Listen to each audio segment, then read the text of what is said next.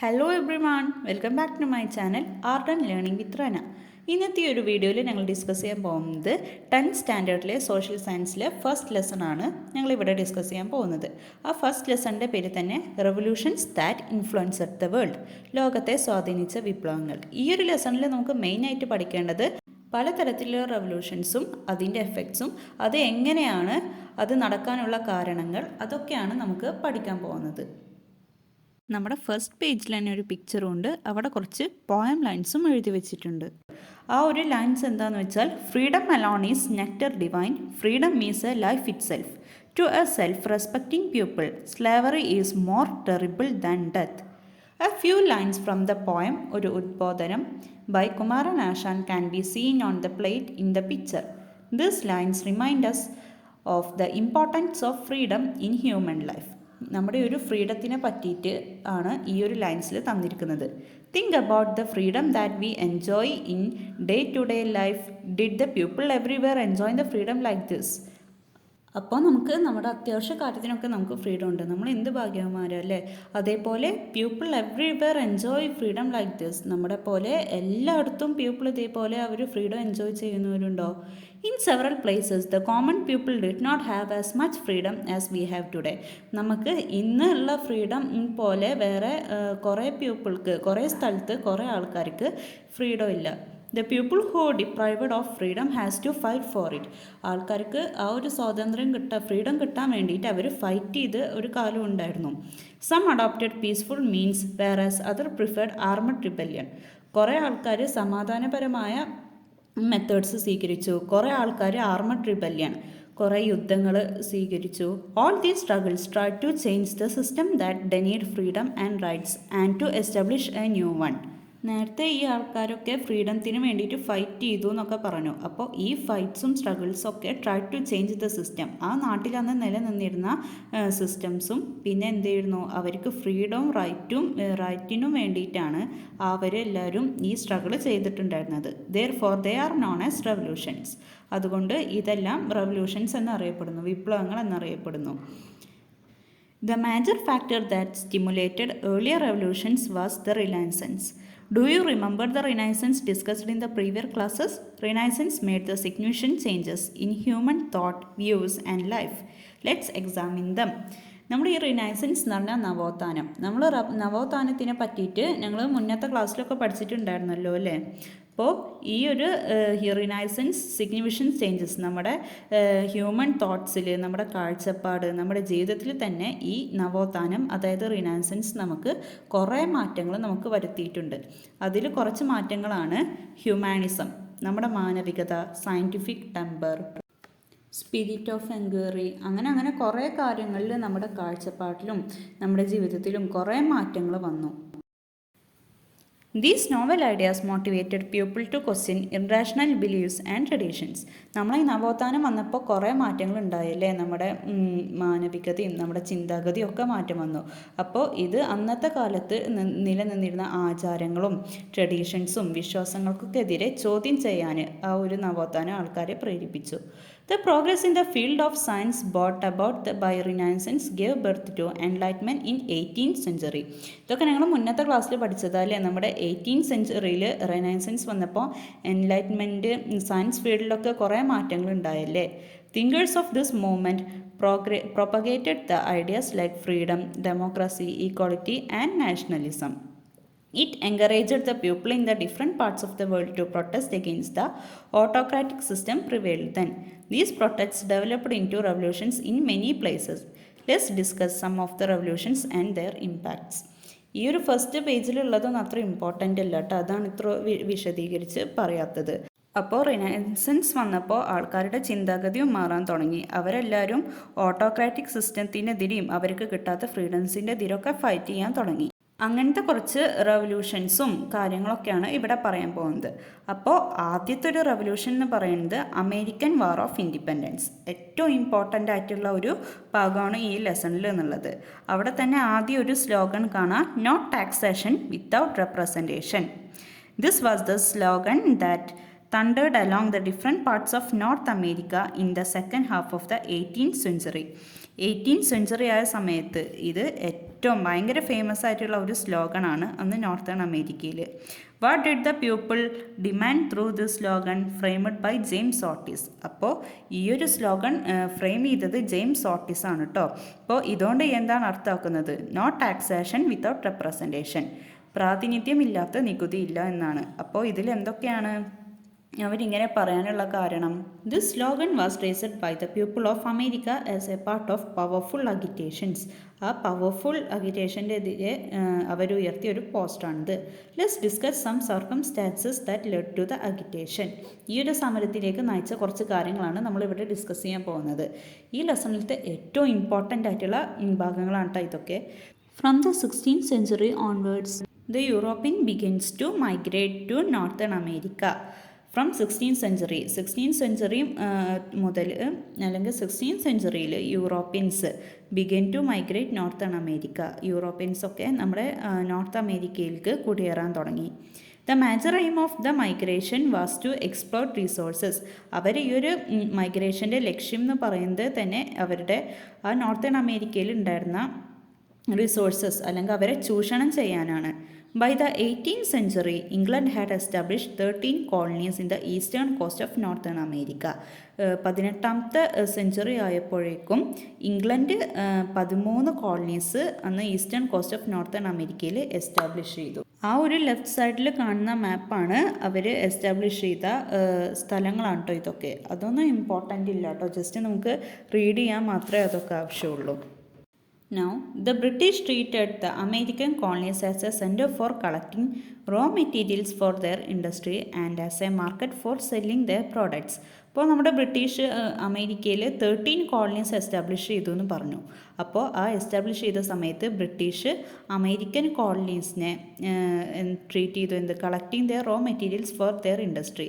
അവർ ചൂഷണം ചെയ്തിട്ട് അവർ ഇൻഡസ്ട്രിക്ക് ആവശ്യമുള്ള സാധനങ്ങളൊക്കെ കളക്ട് ചെയ്യാനും and as a market for selling their products, അവരെ സാധനങ്ങൾ അമേരിക്കയിൽ തന്നെ വിൽക്കാനുമായിട്ട് എന്ത് ചെയ്തു? ബ്രിട്ടീഷ് ഈ അമേരിക്കൻ കോളനീസിനെ ഉപയോഗിച്ചു. This policy, implemented by the British merchants with the help of their motherland in the American colonies, is known as mercantilism. അപ്പോൾ ഈ ഒരു സമ്പ്രദായത്തിന് പറയുന്ന പേരാണ് മെർക്കൻറ്റലിസം. ഇത് ഇംപ്ലിമെൻറ്റഡ് ആരാണ്? British merchants. അവരെ മദർലാൻഡിൻ്റെ സഹായത്തോടെ ഈ അമേരിക്കൻ കോളനീസിൽ ഈ ഒരു അടിച്ചേൽപ്പിക്കപ്പെട്ട ഒരു സമ്പ്രദായത്തിൻ്റെ പേരാണ് മെർക്കൻറ്റലിസം എന്ന് പറയുന്നത്. As a part of mercantilism, several laws were implemented in the British colonies. ഈ ഒരു കോളനീസിൽ ഈ മെർക്കൻറ്റലിസ്റ്റിൻ്റെ ഭാഗമായിട്ട് പല ലോസും അവർ എന്ത് ചെയ്തു? ഇവരടിച്ചേൽപ്പിക്കുകയുണ്ടായി. അതിൽ കുറച്ച് ലോസാണ് അവിടെ താഴെ തന്നിരിക്കുന്നത്. Let's discuss a few of them. Mercantilist laws നല്ല ഇമ്പോർട്ടൻ്റ് ആയിട്ടുള്ളൊരു ഭാഗമാണ് കേട്ടോ. The goods to and from the colonies must be carried only in the British ships or ships build in the British colonies. ഈ ഒരു കോളനീസിലുള്ള സാധനങ്ങളൊക്കെ carried only the British ships. ഈ ഒരു ബ്രിട്ടീഷ് ഷിപ്സിലോ അല്ലെങ്കിൽ ബ്രിട്ടീഷിൽ നിന്ന് ഉണ്ടാക്കിയ ഷിപ്സിലോ മാത്രമേ അങ്ങോട്ടും ഇങ്ങോട്ടും എന്ത് ചെയ്യാൻ പറ്റുള്ളൂ? ഈ ഗുഡ്സിൽ കൊണ്ടുപോകാൻ പറ്റുള്ളൂ. വേറെ ഒരു ഷിപ്സും അവർക്ക് യൂസ് ചെയ്യാൻ പാടില്ല. Products of the colonies like sugar, wool, cotton, tobacco etcetera could only be exported to England. ആ കോളനീസിലത്തെ കുറച്ച് സാധനങ്ങളാണ് ഇവിടെ തന്നിരിക്കുന്നത്. ഇത് ഷുഗർ, വൂൾ, കോട്ടൺ, ടൊബാക്കോ ഇത്തരം സാധനങ്ങളൊക്കെ only be exported to England. ഇംഗ്ലണ്ടിലേക്ക് മാത്രമേ കയറ്റുമതി ചെയ്യാൻ പാടുള്ളൂ. വേറെ ഒരു രാജ്യത്തേക്കും ഇവർ പോയി വിൽക്കാനും ഇത് ഒന്നും ചെയ്യാനും പാടില്ല. British stamp must be affixed on all the legal documents, newspapers, pamphlets, license, etc. ഈ പറഞ്ഞ ലീഗൽ ഡോക്യുമെൻറ്റ്സ്, ന്യൂസ് പേപ്പർ, പിന്നെ പാംഫ്ലെറ്റ്സ്, ലൈസൻസ് ഇതിലെല്ലാത്തിലും ബ്രിട്ടീഷ് സ്റ്റാമ്പ് പതിപ്പിക്കണം. Colonies must be provide food and quarters for the British troops which were maintained in the colonies. ഈ ഒരു കോളനീസിൽ നിൽക്കുന്ന British armies ട്രൂപ്സിന് അവർ ഭക്ഷണവും അതിനുള്ള സ്ഥലവും കൊടുക്കണം. Import tax must be paid for the import of tea, glass, paper etcetera. ഈ tea, glass, paper ഇതിനൊക്കെ എന്ത് ചെയ്യണം? അവർ ഇമ്പോർട്ട് ടാക്സും അടക്കണം.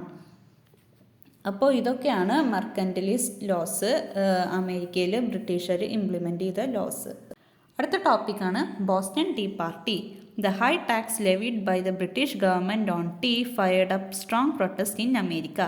ലാസ്റ്റത്തെ മെർക്കൻറ്റൈലിസ്റ്റ് ലോയിൽ ഞങ്ങൾ പറഞ്ഞിട്ടുണ്ടായിരുന്നല്ലോ നമ്മുടെ ടീക്ക് ഇമ്പോർട്ട് ടാക്സ് കൊടുക്കണം എന്ന്. ആ ഒരു ഹൈ ടാക്സ് ബ്രിട്ടീഷ് ഗവൺമെൻറ് ഏൽപ്പിച്ച ആ ഒരു നികുതി എന്ത് ചെയ്തു, വലിയൊരു പ്രൊട്ടസ്റ്റ് അമേരിക്കയിൽ ഉണ്ടാക്കി. On 16 December 1773, a group of people disguised as Red Indians boarded at the ship at night in the Boston harbor and threw 342 chests of tea into the sea. December 16 1773 കുറച്ച് പീപ്പിൾ റെഡ് ഇന്ത്യൻസ് ആയിട്ട് വേഷം മാറിയിട്ട് ഷിപ്പിൽ വന്നിട്ട് രാത്രി എന്ത് ചെയ്തു, ആ ബോസ്റ്റൺ ഹാർബറിൽ ആ ഷിപ്പിലുണ്ടായിരുന്ന 342 ടീസും കടലിലേക്ക് എറിഞ്ഞിട്ട് അവരെന്ത് ചെയ്തു, പ്രൊട്ടസ്റ്റ് ചെയ്തു. This protest is known as the Boston tea party. ഈ ഒരു പ്രൊട്ടസ്റ്റാണ് എന്തറിയപ്പെടുന്നത്, ബോസ്റ്റൺ ടീ പാർട്ടി എന്നറിയപ്പെടുന്നത്. The ideologies of some thinkers also stimulated the people of the colonies to fight against the exploitative laws of British. ചില ആൾക്കാരുടെ ideologies, കുറച്ച് തിങ്കേഴ്സിൻ്റെ ഐഡിയോളജീസും ഈ ആൾക്കാരെ മോട്ടിവേറ്റ് ചെയ്തു ഈ എക്സ്പ്ലോയിറ്റേഷനെതിരെ, ഇവരെ ബ്രിട്ടീഷുകാരുടെ ചൂഷണത്തിൻ്റെ എതിരെ ഫൈറ്റ് ചെയ്യാനായിട്ട്. Let's familiarise who those the thinkers in and their ideologies. ആ തിങ്കേഴ്സിനെയും ഫേമസ് തിങ്കേഴ്സിനെയും അവരുടെ ഐഡിയോളജീസ് നമുക്ക് എന്താണെന്ന് നോക്കാം. ജോൺ ലൂക്ക്, ഒരു ഫേമസ് തിങ്കറാണ് ജോൺ ലൂക്സ്. അയാളുടെ ഐഡിയോളജി എന്തെങ്കിലും നോക്കാം. Every one has some fundamental rights, no government has the right to suspend them. ഇപ്പോൾ ജോൺ ലോക്ക് പറഞ്ഞ എന്താണ്, എല്ലാവർക്കും ഒരു ഫണ്ടമെൻ്റൽ റൈറ്റ്സ് ഉണ്ട്. No government has the right to suspend them. എന്താണ്, എല്ലാവർക്കും മൗലികാവകാശങ്ങളുണ്ട് അല്ലേ. No government has the right to suspend them. ഒരു ഗവൺമെൻറ്റിനും അത് സസ്പെൻഡ് ചെയ്യാൻ അല്ലെങ്കിൽ അവരെ നിന്ന് പിടിച്ചടക്കാൻ അവകാശമില്ല. റൈറ്റ്സ് അവർക്കും അവകാശമില്ല. അടുത്ത ആളാണ് Thomas Paine. There is something absurd in supposing a continent North America be perpetually governed by a foreign governor. There is something absurd. എന്താണ്, ഇതിലെന്തോ അസംബന്ധമുണ്ട്. ഇൻ എ സപ്പോസിങ് കോണ്ടിനെൻറ്റ്, ആ സപ്പോസിങ് കോണ്ടിനെൻറ്റ് എന്നുള്ളതിൻ്റെ അവിടെ ബ്രാക്കറ്റിൽ നോർത്ത് അമേരിക്ക എന്നിട്ടുണ്ട്. Be perpetually governed by a foreign power, England. ഒരു continent, അതായത് നോർത്ത് അമേരിക്ക, അതിനെ പെർപെച്വലി ഗവേൺഡ് ബൈ, അതിനൊക്കെ റൂൾ ചെയ്യുന്നത് ആരാണ്, ഭരിക്കുന്നത് ഒരു ഫോറിൻ പവർ. അതിലെന്തോ അസംബന്ധമുണ്ട്, അല്ലെങ്കിൽ ഈ നടക്കുന്നതൊന്നും ശരിയല്ല എന്നാണ് അങ്ങേരുടെ ആ ഒരു വാക്കിൽ പറയുന്നത്. ഈ ഒരു രണ്ടാൾക്കാരതും ഇമ്പോർട്ടൻ്റ് ആണ് കേട്ടോ. ഇനി അടുത്ത topic the entire continental assemblies. അവിടെ നടന്നിരുന്ന assemblies. The delegates of all colonies except Georgia met at Philadelphia in 1774 to protest against the policies and rules imposed by England. എല്ലാ കോളനീസിത്തെ ആൾക്കാരും, ജോർജിയ ഒഴികെയുള്ള എല്ലാ കോളനീസിത്തെ പീപ്പിൾ അറ്റ് ഫിലാഡൽഫിയയിൽ മീറ്റ് ചെയ്തു in 1717 to protest against the policies and rules. അവരെ പോളിസീസിനെതിരെയും അവർ കൊണ്ടുവന്ന നിയമങ്ങളെതിരൊക്കെ പ്രതിഷേധിച്ച് എന്ത് ചെയ്തു, എല്ലാ കോളനീസ്, ജോർജിയ ഒഴികെയുള്ള കോളനീസിത്തെ എല്ലാ ആൾക്കാരും ഫിലാഡൽഫിയയിൽ ഒരു മീറ്റിംഗ് ഒത്തുകൂടി. ആരെതിരെ പ്രൊട്ടസ്റ്റ് ചെയ്തിട്ട്, ഇംഗ്ലണ്ടിനെതിരെ. This is known as the first continental congress. ഈ ഒരു മീറ്റിംഗ് കൂടിയാണ് എന്ത് പറയുന്നത്, ഫസ്റ്റ് കോണ്ടിനെൻ്റൽ കോൺഗ്രസ് എന്ന് പറയുന്നത്. Subsequently people of the colonies submitted a petitions to the king of England. ഈ മീറ്റിംഗ് കൂടിയ ആൾക്കാരെല്ലാവരും എന്ത് ചെയ്ത്, ഒരു പെറ്റീഷൻ എഴുതിയിട്ട് കിങ് ഓഫ് ഇംഗ്ലണ്ടിന് സബ്മിറ്റ് ചെയ്ത്, ഇംഗ്ലണ്ട് ഭരിച്ചിരുന്ന ആ ഒരു രാജാവിന് ഒരു പെറ്റീഷൻ എഴുതി കൊടുത്ത്. They demanded the revocation of the regulations enforced on their industry and commerce and do not impose the tax without the approval of people. ആ ഒരു അവർ ഡിമാൻഡ് ചെയ്തത് എന്ത്, ആ ഒരു പെറ്റീഷനിൽ അവരുടെ ഇൻഡസ്ട്രീസിൻ്റെ എതിരെ അവർ വെച്ച റൈറ്റ്സും റെഗുലേഷൻസും ഒക്കെ നിർത്തലാക്കാനും do not impose tax without the approval of പീപ്പിളിൻ്റെ സമ്മതമില്ലാത്ത, ആൾക്കാരെ സമ്മതമില്ലാതെ നിങ്ങൾ ടാക്സ് ഇമ്പോസ് ചെയ്യരുന്നു എന്നാണ് അവർ അതിൽ പറഞ്ഞിട്ടുണ്ടായിരുന്നത്. But the king send a military force to suppress the people. ആ കിങ് എന്ത് ചെയ്തു, അദ്ദേഹത്തിൻ്റെ മിലിറ്ററീസിനെ ആൾക്കാരെ തല്ലാൻ അയച്ചു, അതായത് അവരെ അടിച്ചമർത്താനായിട്ട്. This led to the war between England and the colonies. ഈ ഒരു സംഭവമാണ് എന്ത് ചെയ്ത്, ഇംഗ്ലണ്ടും അമേരിക്കൻ കോളനീസും തമ്മിലുള്ള ആ ഒരു വാർ, ആ ഒരു യുദ്ധത്തിന് കാരണമായത്. The Second Continental Congress held at Philadelphia in 1775 elected George Washington as a commander-in-chief of the Continental Army. അപ്പോൾ സെക്കൻഡ് കോണ്ടിനെൻ്റൽ കോൺഗ്രസ് നടന്നത് 1775 ആ ഒരു ഫിലാഡൽഫിയയിൽ തന്നെയാണ് നടന്നത്. ആ ഒരു സെക്കൻഡ് കോണ്ടിനെൻ്റൽ കോൺഗ്രസ്സിൽ ജോർജ് വാഷിങ്ടണിനെ ആ ഒരു ആർമിയുടെ കോണ്ടിനെൻ്റൽ ആർമിയുടെ കമാൻഡർ ഇൻ ചീഫായിട്ട് ആൾക്കാർ സെലക്ട് ചെയ്തു. During this time, through the pamphlet titled Common Sense, Thomas Paine declared that it was wise of Americans to break the tie with Britain. ആ ഒരു സമയത്ത് തന്നെ ഒരു പാംഫ്ലെറ്റ് കോമൺ സെൻസ് എന്ന് പറഞ്ഞിട്ട് എഴുതിയിട്ടുള്ള ഒരു പാംഫ്ലെറ്റ് കൊണ്ട് എന്ത് ചെയ്തു, Thomas Paine declared that, Thomas പൈന് പറഞ്ഞു എന്ത്, it was an Americans wise of Americans to break the tie with Britain. ആ ഒരു കോമൺ സെൻസ് എന്നുള്ള ടൈറ്റിലൂടെ എന്ത് ചെയ്യും, ബ്രിട്ടനായിട്ട് ടൈ ബ്രേക്ക് ചെയ്യാനാണ് അവർ ശ്രമിക്കുന്നത്. The American continental congress issued the famous declaration of independence on 4th July 1776. അപ്പോൾ അമേരിക്കൻ കോണ്ടിനെൻ്റൽ കോൺഗ്രസ് എന്ത് ചെയ്തു, famous declaration of independence 4th July 1776 അവരത് ഇഷ്യൂ ചെയ്തത്, അത് ഇറക്കിയത്. The declaration was prepared by the Thomas Jefferson and Benjamin Franklin. ആ ഒരു declaration തയ്യാറാക്കിയത് തോമസ് ജെഫേഴ്സണും ബെഞ്ചമിൻ ഫ്രാങ്ക്ലിനുമാണ്. ആ ഒരു ഡിക്ലറേഷനാണ് നമുക്ക് റൈറ്റ് സൈഡിൽ കാണുന്നത്. An extract given below regarding the human rights and freedom. What all can you find in this declaration? ആ ഒരു ഡിക്ലറേഷൻ വായിച്ചു നോക്കിയാൽ നമുക്കത് മനസ്സിലാവും. All are equal, every one has certain rights. പിന്നെ എന്തൊക്കെയാണ് അതിൽ, governments are instituted among the men deriving their just powers from the constant governed. ആ ഒരു ഗവൺമെൻറ്റിനെതിരെ അവർ രൂക്ഷമായ പരാമർശം നടത്തുന്നുണ്ട്. അതൊക്കെ ജസ്റ്റ് വായിച്ചാൽ മനസ്സിലാവും. എക്സാമിന് അതൊന്നും ഇമ്പോർട്ടൻ്റ് ഇല്ല കേട്ടോ. അപ്പോൾ the war between England and the colonies in northern America that began with the declaration of freedom ended in 1781. ഈ ഒരു ഡിക്ലറേഷൻ ഓഫ് ഫ്രീഡം തുടങ്ങിയിട്ട് ആ ഒരു ഇത് എൻഡ് ചെയ്തത് എപ്പോഴാണ്, 1781. ഈ ഒരു ഡിക്ലറേഷൻ ഓഫ് ഫ്രീഡം സ്റ്റാർട്ട് ചെയ്തത്, അവർ ഇഷ്യൂ ചെയ്ത ഇയർ 1776 കേട്ടോ. ഈ ഒരു അമേരിക്കൻ വാർ എൻഡ് ചെയ്തത് 1781. According to the Treaty of Paris in 1783, England ratified the freedom of 13 colonies. Treaty of Paris 1783 treaty of Paris പ്രകാരം എന്ത് ചെയ്തു, ഇംഗ്ലണ്ട് 13 കോളനീസിത്തെ അവർ എസ്റ്റാബ്ലിഷ് ചെയ്ത 13 കോളനീസിൻ്റെ ഫ്രീഡം അവരെന്ത് ചെയ്തു, വിട്ടുകൊടുത്തു. The Constitution Convention held at Philadelphia under the leadership of James Madison framed the American Constitution. അപ്പോൾ എന്ത് ചെയ്തു, ദ കോൺസ്റ്റിറ്റ്യൂഷൻ കൺവെൻഷൻ, ഒരു കൺവെൻഷനിൽ എന്ത് ചെയ്തു, അറ്റ് ഫിലാഡൽഫിയ. ആ ഒരു കോൺസ്റ്റിറ്റ്യൂഷൻ കൺവെൻഷനും നടന്നത് ഫിലാഡൽഫിയയിൽ തന്നെയായിരുന്നു. ആ ഒരു കൺവെൻഷനിൽ with under the leadership of James മാഡിസണിൻ്റെ ആ ഒരു ലീഡർഷിപ്പിൽ എന്ത് ചെയ്തു, framed the American constitution, American ഭരണഘടന തയ്യാറാക്കി. George Washington become the first president of United States of America formed accordance the new constitution. ആ ഒരു പുതിയ കോൺസ്റ്റിറ്റ്യൂഷൻ പ്രകാരം, ആ ഒരു പുതിയ ഭരണഘടന പ്രകാരം ജോർജ് വാഷിങ്ടൺ എന്ത് ചെയ്തു, അമേരിക്കൻ പ്രസിഡൻ്റായി. The American war of independence transformed the system existed there. ആ ഒരു അമേരിക്കൻ വാർ എന്ത് ചെയ്തു, അവിടെ ഉണ്ടായിരുന്ന ആ സിസ്റ്റംസ് ഒക്കെ മാറ്റിമറിച്ചു. It greatly influenced the later history of the world in different ways. ആ ഒരു സംഭവം തന്നെ നമ്മുടെ ചരിത്രത്തെ പല വിധത്തിലും സ്വാധീനിച്ചു. Let see them. അങ്ങനെ കുറച്ച് വേസാണ് അവിടെ കാണുന്നത്. എങ്ങനെയൊക്കെയാണ് അതിൻ്റെ റിസൾട്ട്, അല്ലെങ്കിൽ അതെങ്ങനെയാണ് മറ്റുള്ള വേൾഡ്സിനെ ഇൻഫ്ലുവൻസ് ചെയ്തതെന്നാണ് പറയുന്നത്. Gave direction and motivation to the later freedom struggles and revolutions all over the world. എന്താണ് ആ ഒരു ലേറ്റർ വരാനിരിക്കുന്ന റെവല്യൂഷൻസിനും ഫ്രീഡം സ്ട്രഗിൾസിനൊക്കെ വലിയൊരു മോട്ടിവേഷൻ കൊടുത്തു ഈ ഒരു American revolution. Put forward the concept of republican form of government. നമ്മുടെ റിപ്പബ്ലിക്കൻ ഫോം ഓഫ് ഗവൺമെൻറ് എന്താണെന്നുള്ളത് ഈ ഒരു അമേരിക്കൻ റെവല്യൂഷൻസ് അവർക്ക് കാണിച്ചു കൊടുത്തു. Prepared the first written constitution. എഴുതപ്പെട്ട ഭരണഘടന തയ്യാറാക്കിയത് ആരാണ്, അമേരിക്കയാണ്. Contributed to the concept of federal system that ensured freedom and the authority of states in the union.